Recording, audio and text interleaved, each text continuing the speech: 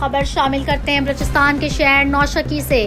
ہمارے گدرشیا پوائنٹ کے نمائندے ظہور گل جمال الدینی کے مطابق پاکستان پیپلز پارٹی کے زیر اہتمام پاکستان پیپلز پارٹی کے قائد شہید جمہوریت محترمہ بے نظیر بھٹو کی 70ویں سالگرہ کے موقع پر مقامی ریسٹورنٹ ریسٹ ہاؤس میں تقریب کا انعقاد کیا گیا۔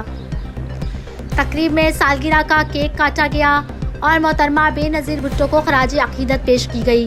تقریب سے پیپلز پارٹی کے ضلعی صدر میر عبدالرحمان خان جمال دینی، سابق تحصیل صدر میر صحبت خان جمال دینی، تحصیل صدر ندیم مینگل، میر بابل بادینی، ملک اسد مینگل، عطاء الرحمان بادینی، آغا طارق شاہ نے دیگر نے خطاب کیا، جبکہ ضلعی نائب صدر حافظ غلام شاکر ماندائی، آغا لونگ شاہ اور دیگر کارکنوں نے کثیر تعداد میں شرکت کی۔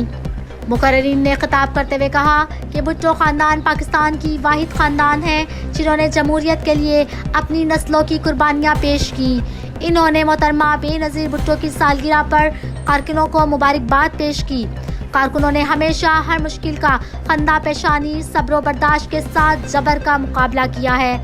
پیپلز پارٹی پاکستان کی محکوم غریب عواموں کی جماعت ہے، خصوصاً بے نظیر انکم سپورٹ پروگرام کے ذریعے لاکھوں خاندانوں کی مالی امداد جاری ہے، اور پی پی آئندہ انتخابات میں پارٹی بلوچستان سے جالوں کی بدولت بھرپور انداز میں کامیابی حاصل کرے گی۔